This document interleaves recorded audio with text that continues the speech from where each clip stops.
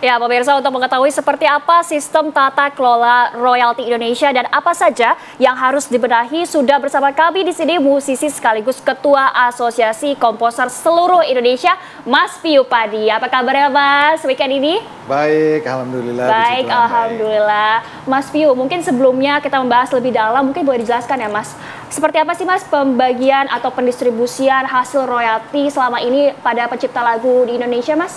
Jadi gini ya, yang mau saya sampaikan di sini adalah royalti yang kita upayakan untuk perubahan itu adalah royalti performing right. Jadi royalti performing right itu adalah royalti atas karya-karya cipta yang dinyanyikan atau dimainkan di depan umum, di publik area maupun di hotel, restoran, kafe, dan juga ada di live konser atau pertunjukan.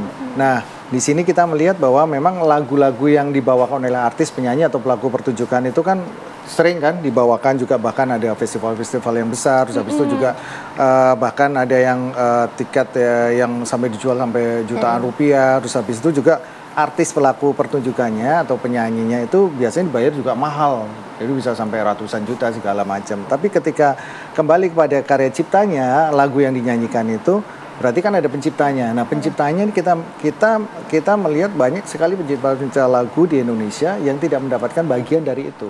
Padahal kan dalam sebuah karya pertunjukan, ada sebuah konser itu kan pasti ada orang-orang yang harus dibayar tuh, ada kru, ada sound engineer dan segala macam, ada artisnya, ada semua orang panggung, orang lighting.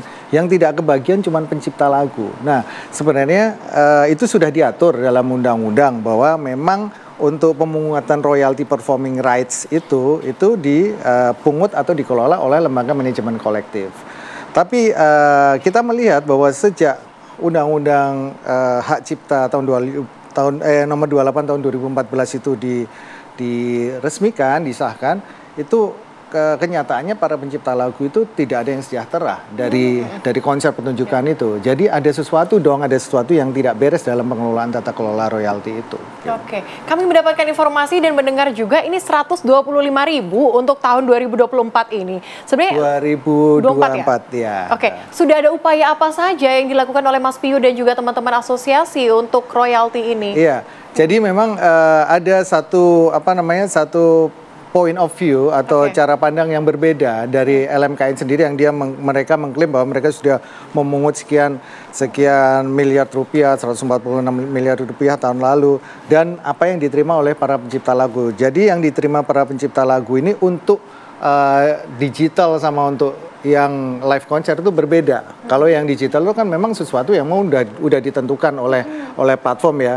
Memang sistemnya mereka udah jalan. Jadi begitu akhir kuartal gitu mereka udah ada laporannya bahwa pencipta lagu dapat sekian, konten kreator dapat sekian, terus habis itu yang punya video sekian dan segala macamnya. Itu sebenarnya ada. Tapi ketika hal yang berhubungan dengan konser pertunjukan, berarti kan itu ada sebuah aktivitas untuk menyanyikan lagu, memainkan karya cipta pencipta lagu. Nah, itu yang tidak seimbang, tidak pas gitu loh terhadap para pencipta lagu. Sehingga para pencipta lagu kayak saya dapat 125.000.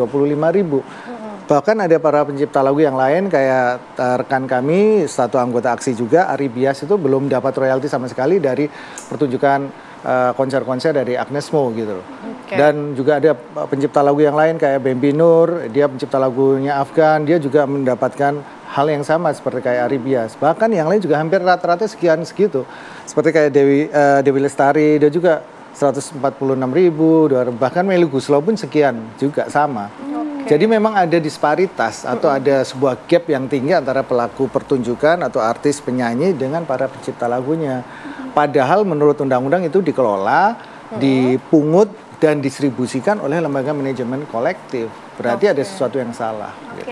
Mas Piyu, tapi kan kalau nggak salah kemarin sudah ketemu sama Pak Menteri Ekonomi Kreatif. Tanggapannya Pak Menteri sendiri seperti apa, Mas? Ya, kita bersyukur banget karena Pak Menteri yang sekarang ini, Bang Menteri Teuku Rifki ini sangat kooperatif dan juga sangat membantu kami dengan adanya FGD kemarin. Itu berarti membuktikan keseriusan pemerintah, utama dari Kementerian Ekraf, untuk berusaha untuk membantu untuk memperbaiki tata kelola royalti performing right di Indonesia. Dan kita melihat bahwa jajarannya kementerian itu juga sangat open mind juga dan terbuka melihat masukan-masukan dari kita bahwa kenyataan seperti ini. Jadi kita melihatnya bahwa ini bakal akan ada perubahan. Harapan kita begitu sih. Karena pemerintahan yang sebelumnya juga kita udah berupaya nih. Karena aksi ini udah 1 tahun kita. Dari tanggal 3 Juli 2023 yang lalu kita berdiri, kita udah berupaya terus. Kita melakukan audiensi ke kementerian, ke Menko Marves, ke KSP waktu itu ada juga. Terus habis itu kita juga ke Kemenparekraf, saya bertemu dengan Pak Sandi Uno juga. Terus habis itu ke Kemenkumham juga waktu itu bertemu dengan Pak Yasona Lawli.